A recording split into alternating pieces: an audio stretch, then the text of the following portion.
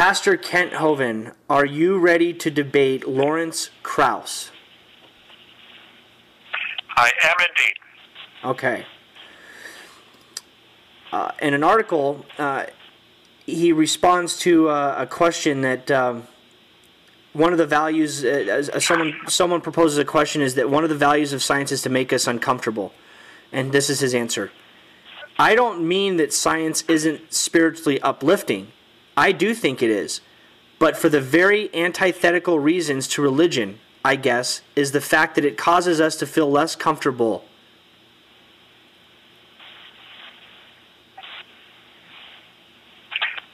I don't understand what he's saying there. Is science, the word science simply means knowledge. I guess in a broader sense, it's the knowledge mankind has accumulated over the centuries based on observation, experimentation, and testing. I love science. I taught physical science, earth science, and biology for 15 years, and I've taught and traveled and lectured on the topic over quite a bit of the world for the last 25 years. I don't know of any scientific evidence from any field that contradicts the Bible as being literally true and scientifically accurate. God made the world. So, as far as spiritually uplifting, everything I know about science, I'm spiritually uplifted. I'm encouraged. I think, wow, what a mighty God we serve. Look how he did this. I guess it'd be like studying an engine or a race car or something and saying, wow, look how smart this designer was. Look what he did, how he designed this or whatever. You can study a race car and the engine and the transmission and the drivetrain and give glory to the designer. Say, whoa, this guy was smart. Look what he thought of here. But to study the race car and then conclude nobody made it would be stupid. And I think a lot of scientists are looking for some way to explain the world without a designer. They see the design, they talk about the design, it's pretty obvious, but they've already decided part of the rules are that you can't mention a designer. To me, that's dumb. That's like studying a race car, saying, okay, we're going to study how this thing works, but we know it happened by chance. You cannot say somebody designed it. That's a dumb way to start your discussion. Why not say, let's study this race car, and let's say, why did they design it this way, instead of how did it happen by chance? So I think scientists, they shot themselves in the foot, or some of them, by saying, okay, we have to study science, but we cannot mention a designer.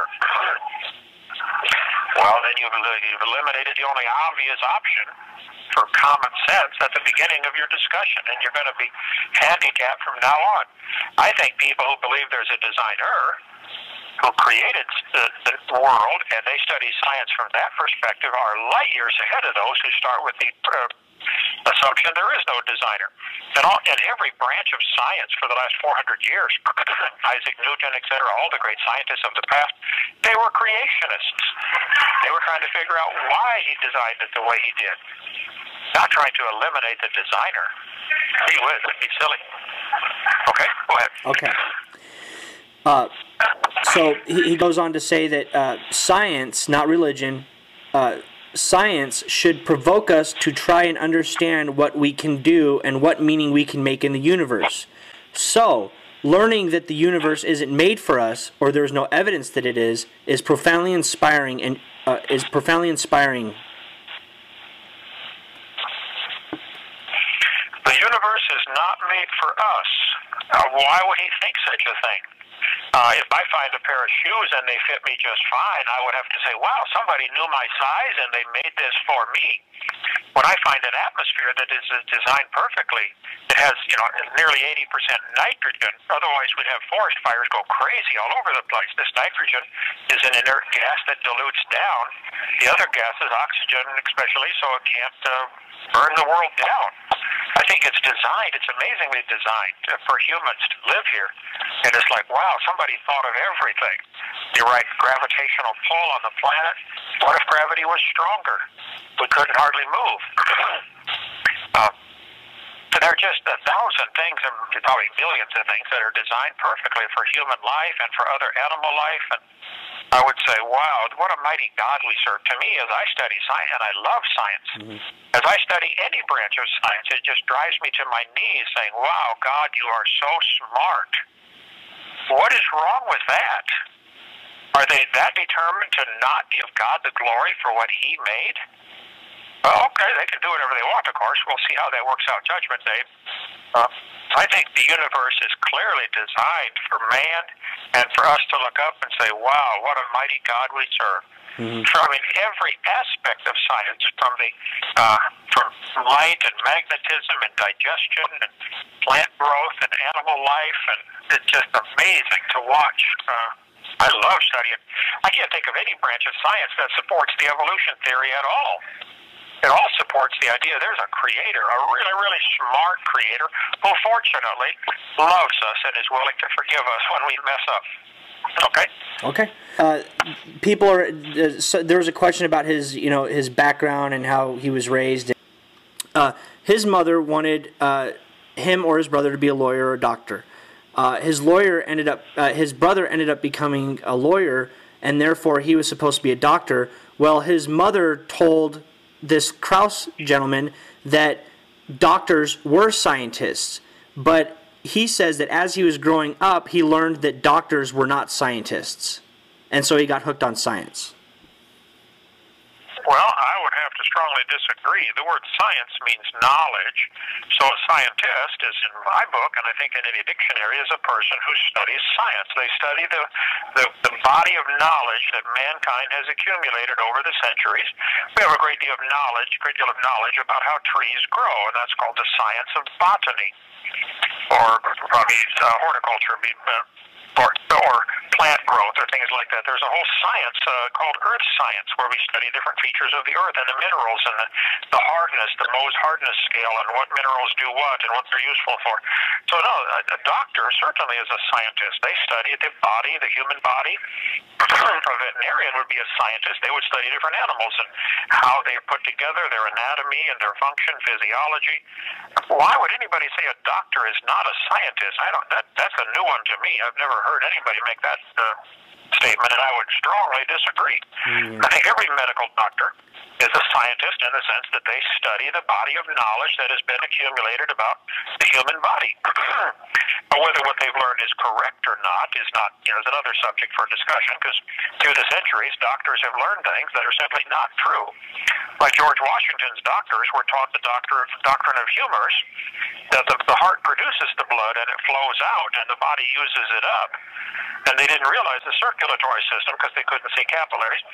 And so they thought if you're sick, you have bad blood, so take out your blood and you'll get better.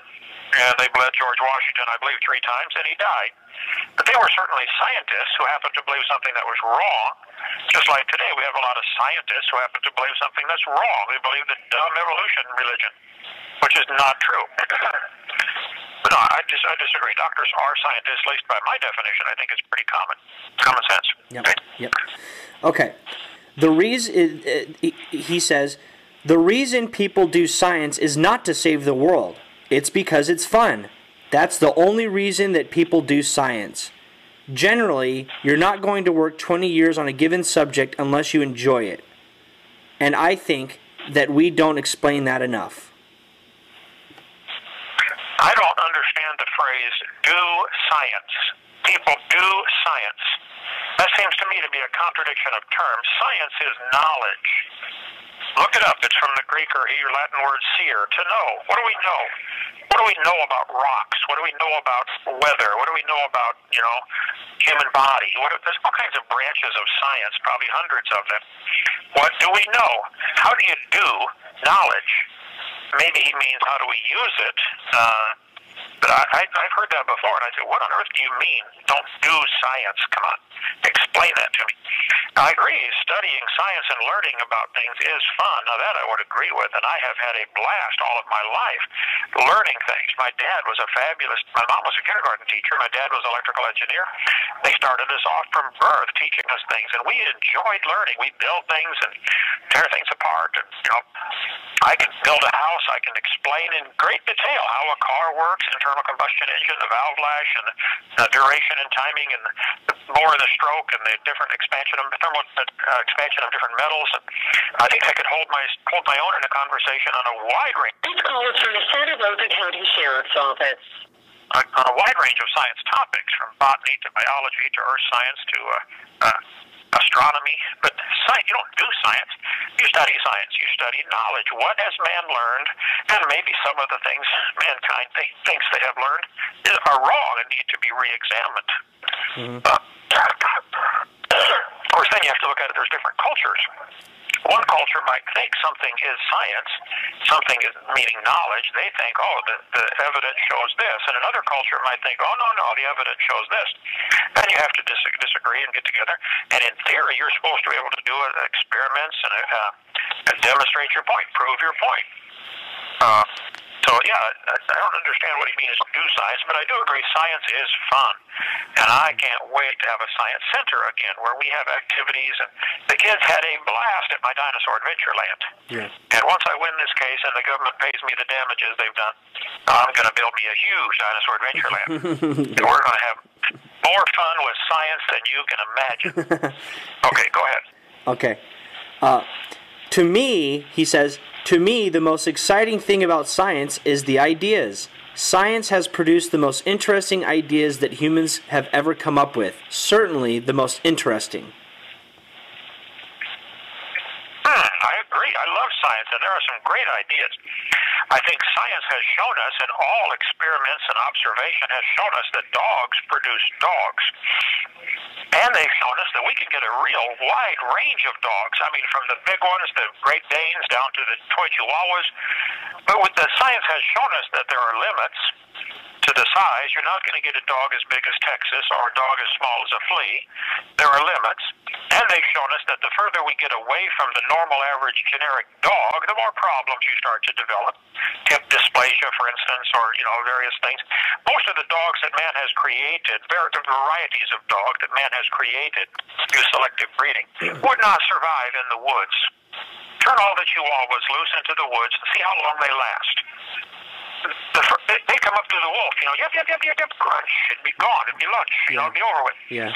So it's true that dogs produce a variety of dogs, but most of the varieties produced by man for whatever reason, either for hunting or to look cute or something, they wouldn't survive in the wild, and they're still a dog.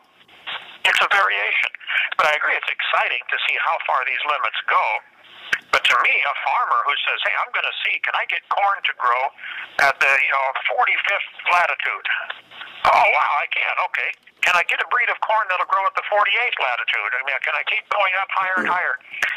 Can I get corn that'll grow in certain climates or with less water or in rocky soil or sandy soil or acid soil?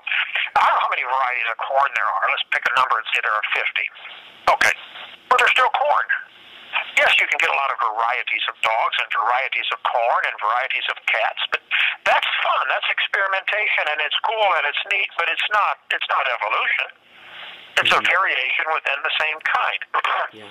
So maybe we're stretching the limits and see, okay, how far can this kind go? But that's proof of creation, not proof of evolution. I don't see how anybody turns that into evidence for the idea that we all came from a rock.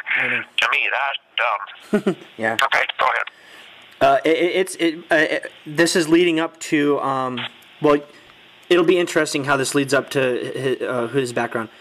It's the ideas of science that make it so important for humans because it's part of what makes it's part of what makes humans worth. What? Hold on. It's the ideas of science that make it so important for humans because it's part of what makes being human worth being human. That's a convoluted statement, but if I understand him correctly, I would agree that science is fun and it's important, and we should study different metals and what are the uses of these metals and different rocks and minerals and different uses of water for plants, and so there's plenty of stuff, and it has nothing to do with the evolution theory. You can be a creationist and think God made the world and do everything in the field of science and study these things, and it's important. I agree. We should study what varieties of rice grow best on this climate, and encourage the people in that area to grow this variety of rice because they'll get a better yield for their crop. Sure, I love that stuff. And in Texas, the longhorn cows are the Brahma bulls are heat resistant. So let's bring in some Brahma bulls and let's breed them with a different kind of cow that produces a Brangus. And now you get heat resistance and good beef production. That's all fine, but it's still a cow. So it's certainly limited to the same kind. Science is important for humans. I love it. I taught it 15 years. I encourage people to study science. But I don't see any connection between that and the evolution religion at all. None. Zero. Zero. Okay, go ahead. Okay. It's far more difficult to conform your imagination to the evidence of reality than to invent your own realities. Case in point, in fact, religion is an example. Well, yeah, evolution is a religion. That's a classic example of how you have to try to conform what you believe to reality. They're trying desperately to look at the reality of dogs produce dogs. And then they try to make the students believe, see, this proves dogs and bananas are related if you go back 4.72 billion years. Come on. Bananas produce bananas and dogs produce dogs. There are simply no exceptions to that. Everything beyond that is a religion. And if he has a religion that says dogs and bananas are related, that's fine. You can believe that, but don't call it science. Yes. So, yeah, I think he needs to look in the mirror on that one. The religion is the evolution part. Okay, next question. Okay. I like science fiction. I liked science fiction until I discovered that science is much more interesting. The universe continues to surprise us in ways that we would never imagine, which is why I'm a theoretical physicist. Well, I'm glad he's a theoretical physicist. I'm not sure exactly what that means, but if he's happy, wonderful. But I agree that studying science sometimes offers some great surprises. Like, wow, what about this? You know, that is amazing. I think George Washington Carver, for instance, at Tuskegee University, the black scientist in Alabama, he discovered, I think, 400 or 500 uses of the peanut. He invented gunpowder from peanuts. He made all kinds of amazing things from peanuts. He was a Class A scientist,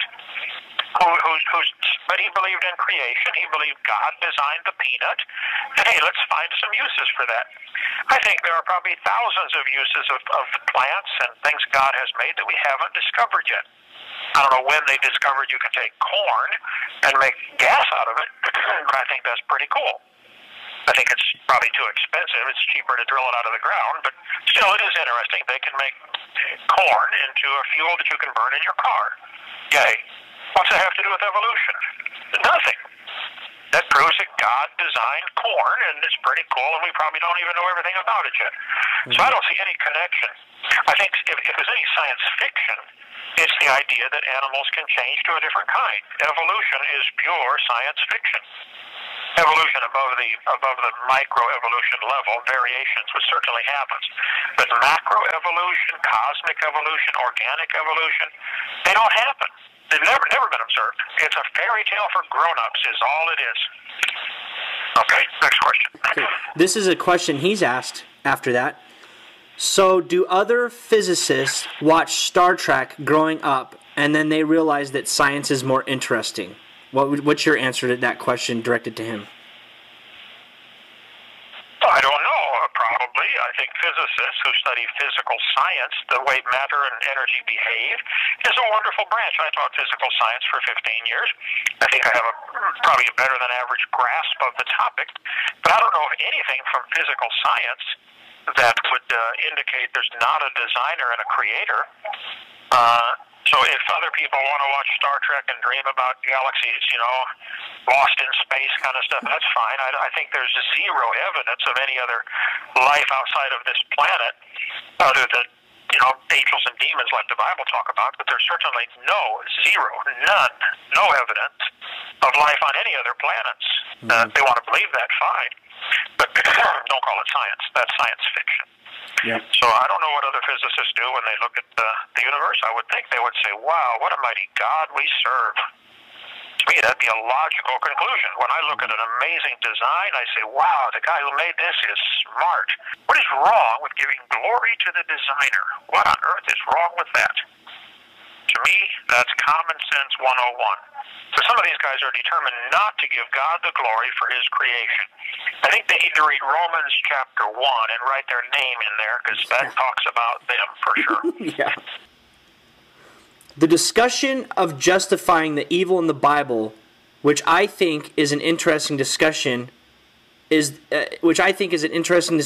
first night and the second night, talking about his debate, a set of logic that I simply cannot understand, epitomized by the claim that if the universe has an explanation, it must be God, without any justification. What would a physicist care about justifying evil in the Bible? Isn't he talking about physics and science and gravity and light and magnetism? And, there's no morals behind gravity, light, and what is evil? Define what evil is in his mind. He said justify evil in the Bible. What is evil? If evolution is true, is anything evil? How can anything be right or wrong? Explain what you mean. Justify evil. I don't think he could give an answer to that one, but I'd like to hear it if you'd like to try. Yeah, I hear. I'm sorry. Yeah, I've never had an evolutionist answer the question. How do you tell right from wrong? Yeah.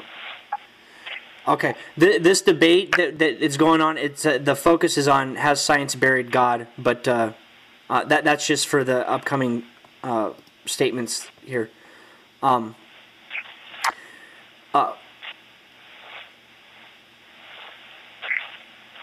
You said he's talking about just Christians and creationists in general. You said religion and science are rivals, but that's like saying Bambi and Godzilla are rivals. I don't believe religion and science are rivals. I think at least the Bible. And you got to be careful. What do you mean by religion? And what do you mean by science? There's all kinds of different religions. But if you take the Bible and science are certainly not rivals. They agree 100%. I'm not aware of anything in the Bible that's scientifically inaccurate, and I'm not aware of any scientific facts that discredit the Bible. If he knows of some, let me know. I think we could give plenty of scientific facts that discredit the evolution religion as it's currently being taught. So all kinds of science backs up the Bible, and I'm not aware of any scientific facts that refute anything in the Bible. So if he's got some, let me know. Okay. He says, I come here not to bury God, but to praise honesty, full disclosure, and skeptical empirical inquiry, which, alas, are burying God. Wow, if he thinks that all inquiry that we've done, all the things we've discovered through observation, which is what really science is about, experimentation, if he thinks that buries God, he is blind. All of the scientific evidence that I'm aware of in the universe supports the idea there must be a designer, a creator. What on earth does he mean? Or I came here not to bury God. Well, in the first place, good luck on that one. I think God is laughing at the scoffers who claim he doesn't exist. But, yeah, you can try all you want. It's like if back to the story again. If you find a painting hanging on a tree, you're walking through the woods, and here's a painting hanging on a tree. And I say, I want you to explain how this painting got here, but let me explain right up front, you cannot use man as your answer. Give me a purely naturalistic explanation. Study the soil, find out what pigments are in the soil, and the roots of the plants absorb that paint and those pigments and put it onto the painting. You're never going to get an answer because I've excluded the only obvious answer at the beginning of the discussion. There's no man. You can't use man. Okay. And these guys want to start and explain everything about the universe without bringing a God into it. Well, that's fine if they want to do that, but I think you're going to have to eventually come back and say, okay, there must have been a designer. Mm-hmm. Now, who is it? And why did he do it this way? That's a different set of arguments, but there must have been a designer. So he's not going to bury God. God is not the least bit worried about what he thinks. God does not care at all what he thinks. Mm-hmm. Yep. And he's probably laughing at the whole thing. Yeah. Go ahead. Yeah. If he's not laughing, we're laughing, that's for sure. I think it's hilarious. Yeah. Go ahead. Okay, let me interject here as the moderator because I know that some people think this way. What if God actually created the Big Bang? What if, in fact, he created it and in the 6 days by, I guess, fast forwarding the evolution stages, he could. Is it possible and is it biblical to say that God is the one that actually created the Big Bang and evolution in the 6 days, and therefore man? Well, Also man. I mean, sorry. The Big Bang is dumb scientifically. Matter created itself out of nothing and then exploded. Where did the energy come from? Where did the matter come from? Where did space come from? Where did time come from? It doesn't answer any questions at all. It's a purely religious concept, and it's flatly stupid, in my opinion. Why would you blame God for something like that? And then you've got the idea of the Big Bang producing matter and then slowly evolving and life coming to be. Evolution is a theory that requires millions of animals to die. It's a horrible theory. It's struggle, it's death, it's suffering. What kind of a God would create a world like that? I think man's sin has taken God's perfect world and reduced it to a lot of suffering and agony, but that's man's fault, not God's fault. Mm-hmm. No, God created a perfect world, and we messed it up. The evolution religion would have everything, the strongest survive, the struggle for life. That was Charles Darwin's book, The Struggle for Life. Okay, well, that means somebody has to die. The strongest survive, the weaker are killed off for the good of the species. Well, that's Adolf Hitler's thinking. Yep. Let's kill off these inferior species so the blonde-haired, blue-eyed Norwegians, which is me, by the way, the superior race, can take over the world. It's just flat stupid. Right. It's flat stupid on its face. No, okay. So if he wants to believe that, that's fine, but religion and science they're not rivals, for heaven's sake. I believe God created the world just like I believe a bunch of people get together and create cars. I worked at General Motors putting trucks together. I saw them go together. I understand pretty well how they work, too. I could explain it if you'd like, down to the drivetrain and the differential slip and all that kind of stuff. I think I have a better than average working knowledge of how cars work. Yeah. But that doesn't mean I would get up and say, nobody made a car. The more I understand about the working of a car, the more I realize the intelligence of the people who design it. And the more I understand about the workings of nature and biology and earth science and weather and all the branches of science and physics, the more I say, wow, what a mighty God we serve.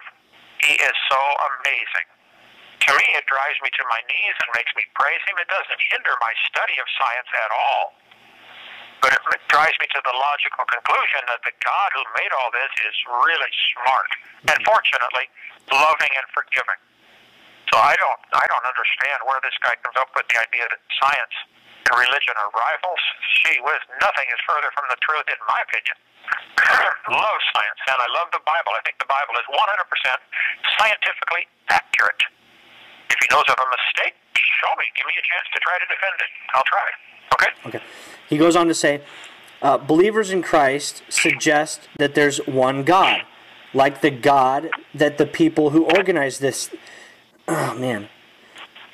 Believers in Christ suggests that there's one God, like the God that the people who organize this thing, and is somehow special. But that's just not true.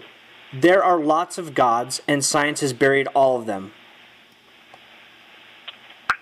Well, I think by definition there can't be lots of gods. There can only be one God.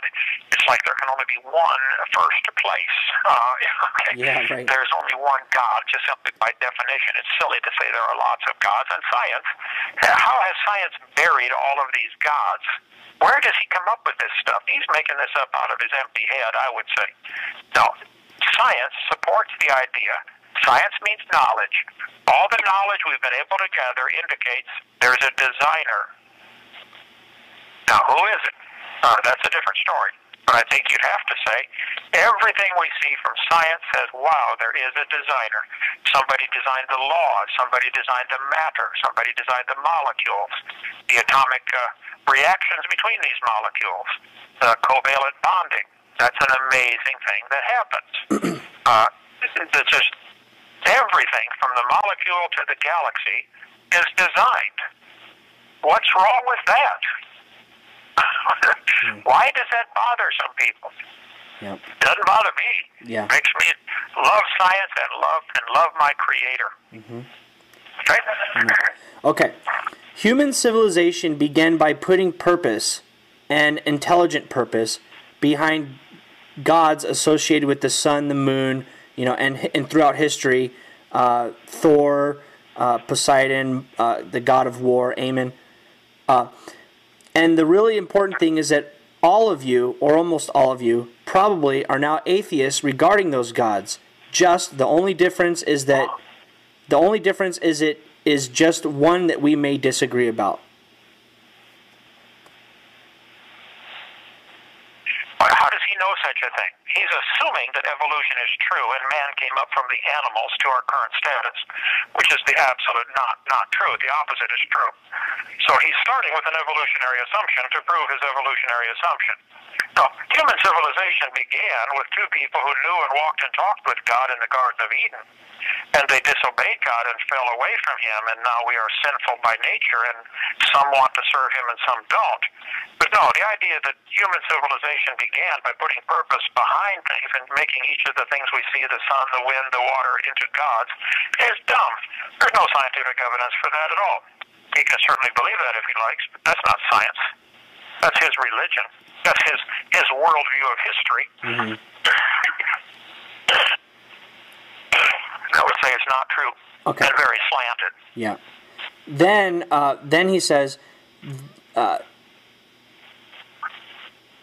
there have also been thousands of different gods throughout human history: Mars, the god of war, Poseidon, Thor. And the really important thing is that all of you who believed in these pagan gods, or almost all of you, probably are now atheists regarding those gods. The only difference is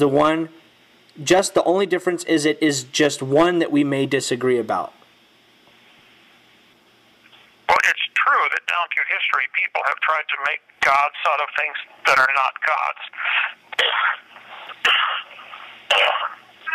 But I think that the historical evidence and the just logical conclusion would be there can only be one God by definition. There cannot be multiple gods. And the idea of all these false gods, these Zeus and Thor and things like that, and Mount Olympus and all that stuff, probably came from man's depravity, not from the original creation. So I don't know where he gets this. It's true there have been cultures that have gone off on some crazy tangents and have believed some dumb things. But what does that have to do with the truth? There are cultures today that believe some pretty dumb things, and there are people today that worship the stars and the moon, and there are people who worship the evolution theory, the idea that man can improve and things are getting better. They worship the molecules. But no, you can't have thousands of gods. By definition, you can only have one. Yep. The fact is that science works has buried the gods of the wind and the sun and the moon. And that's a good thing. In the process, the human condition has improved immensely, and it will continue to improve as science continues to bury the one remaining God. Of course, that would be the God of the Bible in his twisted thinking, I would suspect. Yeah, I believe he's correct that science, knowledge, and increasing man's wisdom has made us realize that the sun, the moon, the stars, etc., are not God. That's a wonderful thing, I agree. Because there have always been people that worship things and call them God, like statues and rocks. But he is not correct that there's one remaining God that science is going to bury. The one remaining God, the true creator of the universe, is the one who created science. He created knowledge. He knows everything. He's ultimate wisdom. So you're really not going to understand science until you know that God. You're not going to bury him. I guarantee whoever made that statement is going to get buried one day. Now that I would guarantee. Yep. But he's not going to bury God. Like somebody had a T-shirt that said, God is dead, signed Nietzsche. And then underneath it was crossed out and said, Nietzsche is dead, signed God. Yeah, that's pretty clever. Yeah. So, whoever's saying this statement, they're going to get buried one day. And I hope that they go to heaven when they do, if they've trusted Christ and believed in his salvation that he made available. If not, they're going to hell. Plain and simple. And I would warn them, you're going to be dead for an extremely long time. You might want to pack a lunch for that trip. Make sure you're going to the right spot. Mm-hmm. No, he's not going to bury God. But I think he's a lousy analogy. It's true. Some of the fault. This call is from the Santa Rosa County Sheriff's Office.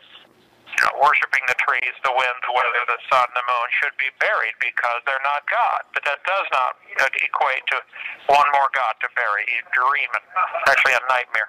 Okay, next statement. Yeah. There's a lot we don't know about. There's a lot we don't know about the universe.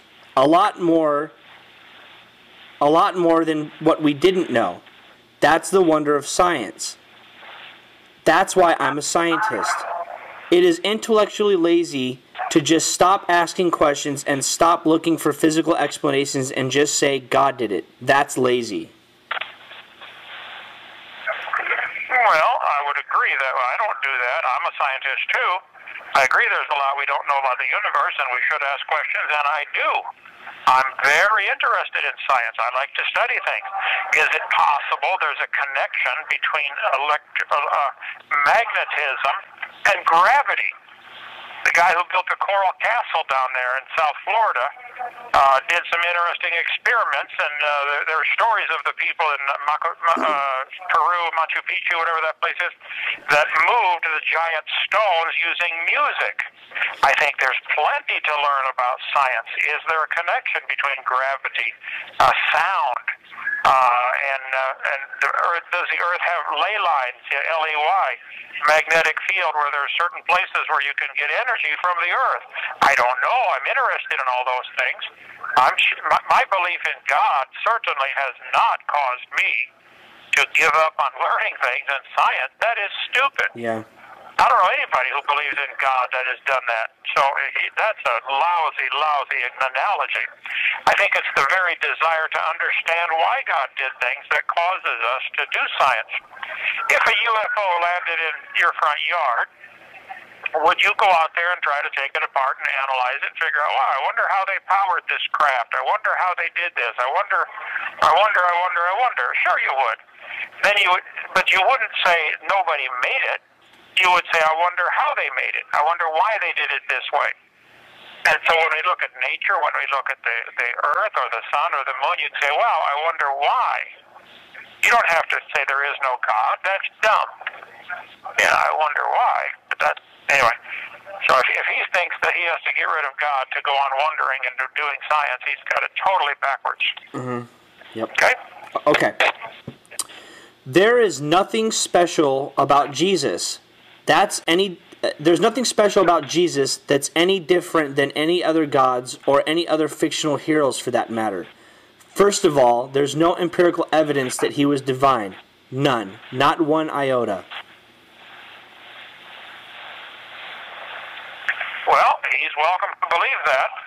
I think when a guy does the miracles that Jesus did and predicted his own death and resurrection and then accomplished it 3 days later, rose from the dead, and over 500 people saw him after he rose from the dead. Also, I could add my testimony to that. I know what he's done in my life, and I think many hundreds of millions of people could do the same. So if he doesn't think there's anything special about Jesus, just because he hasn't met him yet. I know him personally. I talk to him all the time. So I'm sorry he doesn't know him. That's sad. He's missing out on the greatest joy in the universe, knowing God himself, who became a man and allowed them to kill him and then rose from the dead and provided a way for us to be saved and forgiven. I am forgiven. I'm going to heaven. And it's not because I'm good. Yeah. It's because of what Jesus did. So I'm sorry he feels that way. Now, he can make that bold statement, there's nothing special about Jesus. That doesn't make the statement true. He may really believe it. That still doesn't make it true. He can say it 1,000,000 times and write it down 1,000,000,000,000 times. That still doesn't make it true. Mm-hmm. He's wrong, and he's either stupid or he's lying. But there's something very special about Jesus. It would not be fair for God to judge mankind if God had not gone through what we go through. God became a man and died on the cross. And I think it's a wonderful concept and an amazing way to save back his sinful humanity. Bravo. Wonderful job, God. Thank you. Amen. Okay? Next idiotic statement. Yeah, I was going to say just that. The myths associated with Jesus are associated with all the other myths in the Bible. The flood myth, the Epic of Gilgamesh, which was written well before the Bible. It's all exactly the same. And then he goes on. And then he goes on to comparing, the virgin birth being that of like the Egyptian gods, and then Dionysus, the Greek god of wine, versus Jesus. Drinking the flesh and the blood of the Creator was also an ancient story that was talked about. Osiris. So can you give your answer to him in regards to that? Well, they love to use that word myth. That's a common practice of the skeptics and scoffers. Oh, that's a Bible myth, the creation myth, the flood myth, the Jesus myth. I think it's crazy, it's dumb, it's retarded, it's stupid. There certainly are plenty of myths. Evolution, if there's ever a myth, it's evolution. The idea that dogs came from a rock and humans came from a rock. That's a myth. That's worse than a myth. That's evil, that's dumb, that's stupid, that's anti-science. Now, he is correct, though, that the Gilgamesh epic might have been written down before the Bible was written down. That may be correct. There are several hundred flood stories. There's a whole bunch of them on creationism.org. You can read these flood stories for yourself. Different cultures around the world have a flood story. And it appears that the Gilgamesh story may have been actually written on paper before God inspired Moses to collect the accounts that others had written. Now, Noah, though, actually wrote the flood account, or Noah's sons. There are 10 authors to the book of Genesis, and you can see where they are by the phrase, these are the generations of. There's one in chapter 2, verse 4, chapter 5, verse 1, chapter 6. There's 10 of them altogether. It's just for the phrase, these are the generations of. That's the person signing off and a new person taking over.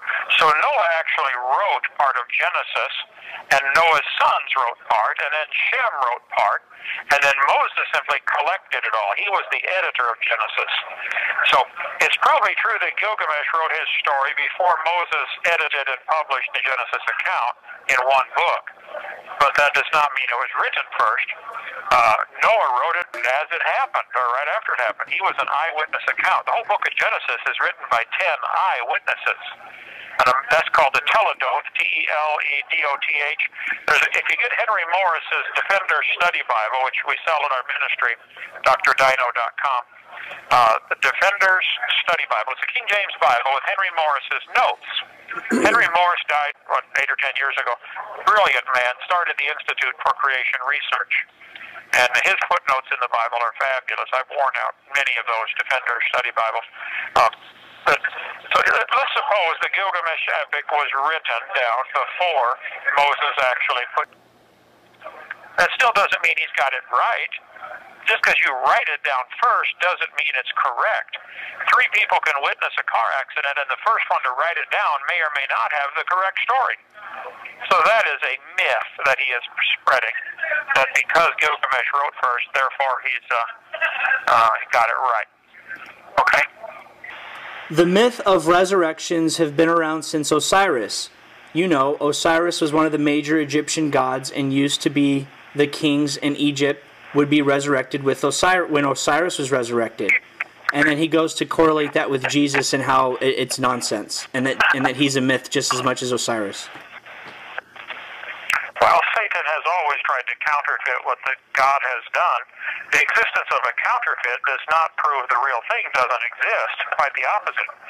When you see a counterfeit, you know they must be counterfeiting something. They must be counterfeiting an original. So the original God of the universe resurrected. Jesus Christ's resurrection is absolutely true. It is true that there have been other religions, other doctrines, other false religions that teach something like this. The Egyptians believed there would be a resurrection, Osiris, etc. They had no evidence of it, no proof of it. Every one of the pharaohs that they buried and embalmed stayed dead. Jesus did not. His tomb is empty. You can go visit the tombs of the pharaohs if you'd like. They're still over there, and sometimes even the body, what's left of it, all shriveled up like a prune. So they might have believed Osiris' resurrection, but Jesus demonstrated it. No, his is not a myth. I disagree. I talk to him all the time. I happen to know him personally. Mm-hmm. Yep. And I'll be glad to introduce this fellow to him if he's interested. Anyway, next question. Yep, that's good. That's right. Okay. Well, that's redundant. If you were born in the U.S., you probably, and you are religious, you believe in the Bible, Jesus. Okay, so if you were born in the U.S., you believe in the Bible and Jesus. If you were born in India, you would believe in Brahman and the Manifest of Ganesha. And if you were from the Islamic, you'd believe the Quran and Muhammad. It's kind of interesting that beliefs are dependent on where you are from. Well, that's a good point. And if you go to a secular school, you might believe you came from Iraq. If you sit in his class, you might believe your great-great-great-great-grandpa was a monkey. Right. What is he proving? It's true that you can teach people to believe all kinds of crazy things. That doesn't mean there isn't an absolute truth. There is an absolute truth. And so it's a false analogy here. He's right that if you're born in India, you most likely will come up believing in one of the false gods, of which they have millions of them over there. But there's also plenty of missionaries teaching Christianity. There are people in America who follow the gods of India. There's people in America who follow Islam. There's people in Iraq that follow Jesus. I mean, what's the point? That doesn't mean one isn't true, because he's right that there is a cultural influence and a tendency to follow what your parents did. But anybody who's willing to seek truth, God will send somebody to tell them, to show them the truth. There have been millions of examples through history where God has sent somebody to answer a prayer from some pagan out in the jungle saying, God, show me who you are. And a missionary shows up or something eventually happens. And there's a book called Eternity in Their Hearts by Don Richardson that deals with that. That's a classic. Excellent book. I would recommend people get that. Or Peace Child by the same author, Don Richardson, who was a missionary. Anyway, so he's partially right. Where you're born determines what you're, predetermined to be taught about. But that doesn't mean that one of them isn't true. That's where he goes off the tracks. Okay? Next question. Okay. It's great that we live in a world where information is becoming more freely available, aka the internet, television, etc. And because that global access to information, we are seeing religion go down. Because people are learning that the myths and the lies they have been they're learning about the myths and the lies they have been taught. He thinks it's because there is an increase in information and global access, internet, etc. That's why religion is going down. Yeah. Well, first I would question where he got his information that religion is going down. Well, let's assume it's true. That doesn't mean it's not true. Let's assume he's right that religion is declining or going down. Okay? That does not mean the internet is causing it. It might be just the prediction given in the Bible that it would happen in the last days. Many are going to fall away. For 2 Thessalonians chapter 2, verses 1, 2, and 3. From Matthew chapter 24, Mark 13, Luke 21, all predicted that. Jesus said in the last days, many are going to fall away. So maybe this is proof of the Bible. I don't think it's anything to do with the internet. I know the internet is a great tool to spread the gospel, and I think the people that use my ministry to do that quite effectively. They spread my videos all over the place via email. This right now we're using. This call is from the Santa Rosa County Sheriff's Office. And you're using a recorder, and you will post it on blog sites and websites, and people will learn about the truth and learn about the gospel through the internet. Mm-hmm. So, to me, that's a silly statement that he's saying because of global access. Now, that's not that the cause and effect there is he did not prove that they're tied together at all. In a logic class, he would get an F on that one. Yeah. Okay. Next statement. Okay. The point is this. I like to use Steven Pinker's quote, "The acquisition of knowledge is hard. Our minds are prone to illusions, fallacies, and superstitions." That's exactly the point. It just like on the X-Files, Fox Mulder says, "I want to believe." That's my point. That's what we all have to remember. And as scientists, we have to remember that we want to believe, and we have to work hard to overcome that desire to believe.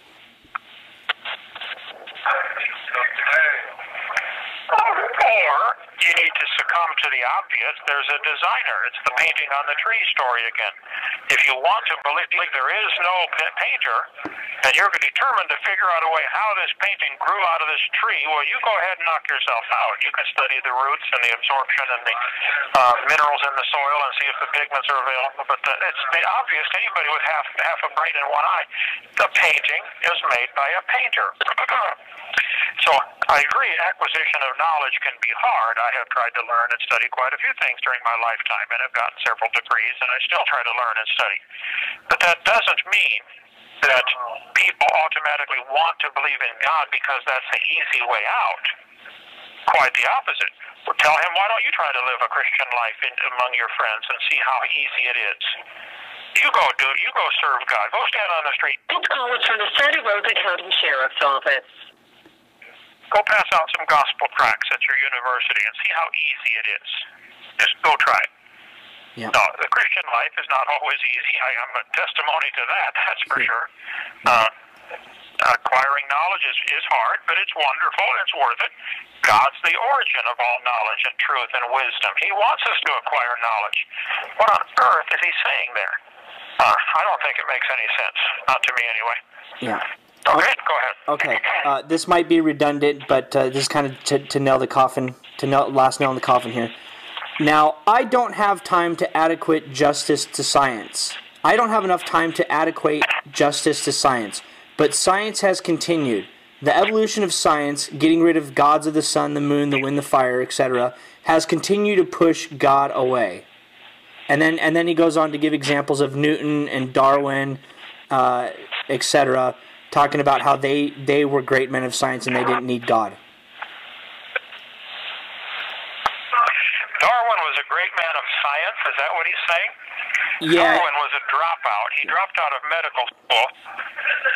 Darwin's dad was disappointed in him, sent him on a voyage, HMS Beagle, an unpaid natural assistant to the captain in those days had to stay separate from the men. So they usually hired somebody to go along with him just to be his friend, somebody to talk to the captain so he didn't have to fraternize with the men. So Darwin was the unpaid friend of the captain. And the captain was a Christian, Fitzroy. And he was a grouch in some way. He was not a model Christian, that's for sure. But Darwin was not a scientist in any shape or form. Darwin was a theologian, and a dud at that. And Darwin wrote a book called The Origin of Species, and he did not explain the origin of species. It's a dud. And he was a racist. I mean, study the man. So if he thinks Darwin is a hero we should look up to and worship, he needs to get some new heroes. Yeah. Darwin, I think, was a moron. He married his first cousin, thinking they'd have superior children. Take a look at what happened to his 10 children. Several serious problems from inbreeding. Yeah. No. And the evolution of science, now that might be a good way to use the word evolution. Science has evolved in that it has changed, and we have learned things. We're doing things better, hopefully better in some areas, worse in some. But yeah, if you want to use it for that meaning, I agree. The evolution of science might be a good phrase to use. But it doesn't push God away.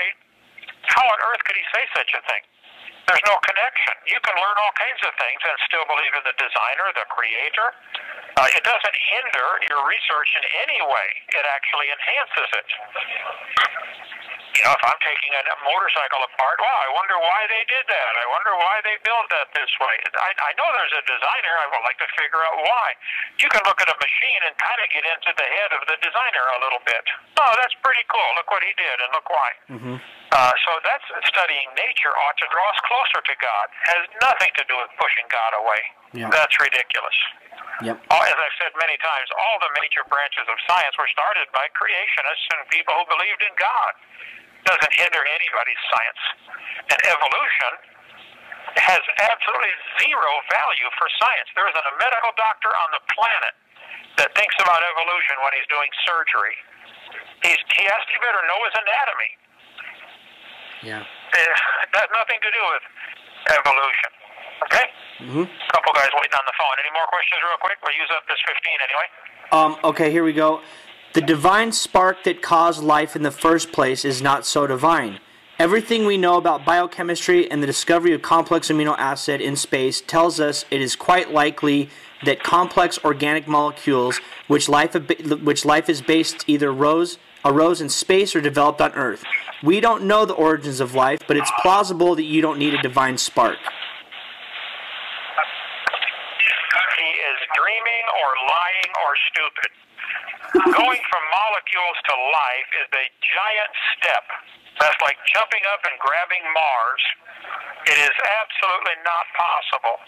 And anybody who should not be teaching other students, I agree.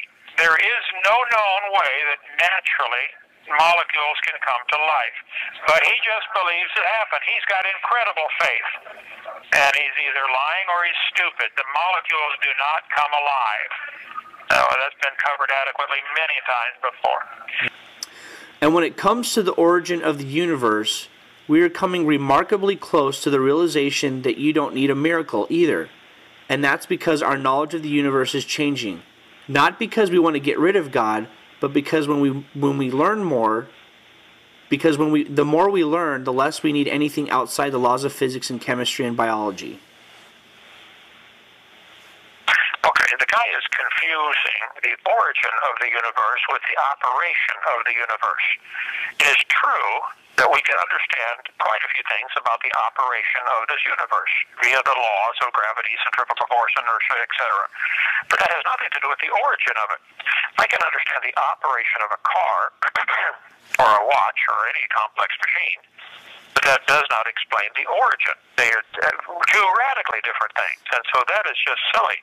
The fact that we are finally understanding how it operates, okay, but that ought to make you admire the guy who created it and designed it. You know, if I could explain how a car works, and I think I could, I have a real good understanding of auto mechanics, okay, that doesn't take away the need for a designer. So that's ridiculous to think that science is now grasping the operational principles, mechanics, etc., and therefore there's no designer. That is just fatally flawed logic. Okay? Okay. Science does more than that, and I'm assuming that is religion. Science does more than that. It doesn't just tell us about the world. It makes the world a better place. It gets rid of vile, awful, immoral works like the Bible. The worldview that I would argue that guides most of you in this room today, including those of the people with the faith and those with education. Well, let's just stick with that. It doesn't do the science does more than that. It just doesn't tell us about the world. It makes the world a better place. It gets rid of the vile, awful, immoral works like the Bible. He thinks the Bible is vile, awful, and immoral? Yep. Wow. I don't know if I can help a guy like that. I'll try. But no, science doesn't, I don't know of anything in the Bible that has been disproven by science. If he has a specific, I'd like to see it. Everything, the Bible is not a science book. It doesn't tell you how to build a computer, I understand. But when it touches on any field of science, it is exactly correct. It's 100% accurate. From biology, anatomy, every field of science. I'd like to see anything that is scientifically incorrect in the Bible. Be specific. Send me your best 2 or 3, and let's talk about it. But to just make a generic statement like that is crazy. No, show me something specific. I'd like to see that. I've studied the Bible for many years, and I believe it is absolutely scientifically, historically, mathematically, in every way, 100% accurate. I don't know of any problems. I know that in our science textbooks, I can show you all kinds of inaccuracies and errors and problems if he wants to. And they use the word science like it's some kind of magic word, you know, like, whoa, that's it. Throw this word out there. Poof. Oh, wow, science. Oh, everybody bow down, you know? Yeah. No, science means knowledge. So what do we know? Knowledge. That's all the word means, knowledge. What do we know about the science of, say, the earth science, or physical science, you know, or there's all kinds of biological science. There's all kinds of sciences where we've gathered information for decades or centuries or millennia on various topics, and we're learning. if I say we, meaning mankind, at least some of them are learning how to organize and utilize this knowledge. But it doesn't at all get rid of God. Understanding the operation of a car does not get rid of the designer. It actually should make you appreciate and say, wow, the guy was pretty smart. Look, he thought of that. Amazing. Yeah. Anyway, go ahead. Okay. Yeah, I agree the same thing. Like somebody says, like I'm a scientist, and it's like, okay, I ran into people like that at the university all the time, and it was like, at first it's just like it's silly. They say it like they're so much better than everybody, So. Well, maybe next time someone says that, you should say, "I'm sorry to hear about that. That can be fixed." Okay, here we go. Take a little wind out of it. Yeah. Take some wind out of their sails. Huh? Yeah. And it's so funny that I went to a Catholic university, and most of them were all atheists. The people I went to school with that were teaching. I don't know how you do that, but whatever. By stripping ecclesiastical authority of its credibility on factual matters, which we have done, there's no doubt on the certainties of morality. Because now we think women are equal to men. We don't hate gays, and all the stupid myths that are permeated by various religions. Okay, with that first sentence again. By stripping ecclesiastical authority of its credibility in factual matters, they can now say women are equal, we don't hate gays, etc. Okay, hang on. By stripping ecclesiastical authority of its factual matters. Now, I don't know who he's talking about and who he considers to be an ecclesiastical authority. Of course, there are plenty of frauds. Like you mentioned, you went to a Catholic university. Mm-hmm. I would be a long ways from a Catholic. So I think you can look at various religions and various people and find loads of errors. That's not a problem. But I'm talking about the book, the Bible. I don't know that there's been any factual authority taken away. The Bible teaches, for instance, that the creation was... This call is from the Santa Rosa County Sheriff's Office. In 6 literal 24-hour days. That's the only way it would work, where you have plants breathing in CO2 and giving off oxygen, and animals breathing in the oxygen and giving off the CO2. They're reciprocating the gases. They have to be created within a few days of each other. And you have literally millions, if not billions or trillions, of symbiotic relationships where certain animals or plants require certain other plants or animals to survive. They're designed for each other. They have to be created within a day or two of each other, which is exactly what the Bible says. Now, the religion of evolution says they slowly work their way into this symbiotic relationship. There are no examples of that. None. That's not science. That's a religion people choose to believe in. Yeah. All we ever see are things that work. The tire did not slowly evolve to fit the rim. The rim and the tire have to be specifically designed to be the right size and to fit together. They're two separate units, but where they mesh together or doesn't work. It leaks or goes flat or doesn't fit. So I think that ecclesiastical authority, i.e. some of the people representing certain religions, certainly have been proven wrong, fraudulent, liars, etc. over the centuries, and there's a bunch of them alive today, some on TV. Send me $20 and I'll heal you of your poverty. And I heard a guy say that once. I said, you've got to be kidding. And people probably did it. Probably sent him $20. Okay. But as far as the book, that's what I want to deal with. I'd like to see some errors in the Bible, the King James Bible. Show me something that is scientifically or mathematically incorrect. And I don't think he'll be able to do that. Yeah. If he wants to see errors in his textbook, send me a copy of his book and I'll point out some. Women are not equal to men. Women can have babies. Men cannot. They're not equal. They're different. Now, hello, Anatomy 101. Yeah. They're different. And God made them different. Doesn't mean one's better than the other. They're just different. Okay. to add just a little more to his last comment, that women are not equal to men. They're not equal physically. Almost as a general rule, men are taller than women. As a general rule, they weigh more. They're stronger. Intellectually, they're probably the same. They can both learn. But even their brain thinks differently. I don't think most women want to be men, and most men don't want to be women. That's just kind of abnormal. So where does he get this idea that they're equal? I'm very glad my wife and I are not equal. She's different than me.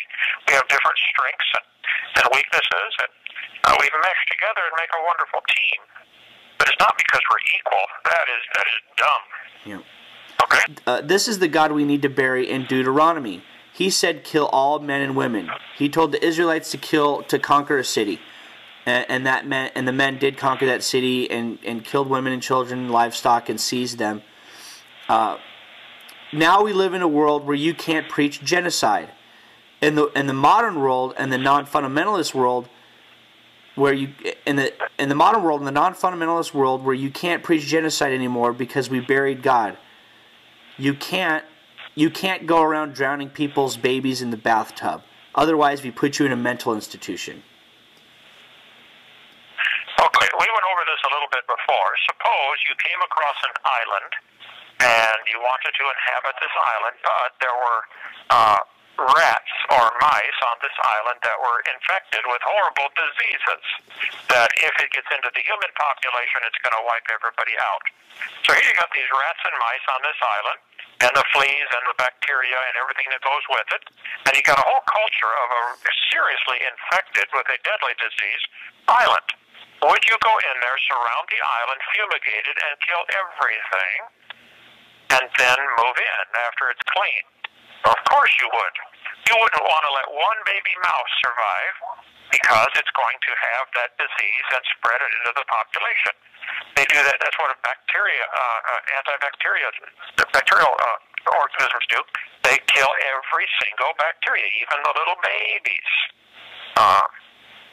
That's normal. That's fine. And I don't think he knows, nor does anybody know exactly why God said to do all that. God may have had a very good reason. Yeah. Hang on one second. Okay. Hey, Lance, turn my razor in. We get a razor once a week here. It's okay. But as far as God told them to wipe out the civilization in that city. That is exactly correct.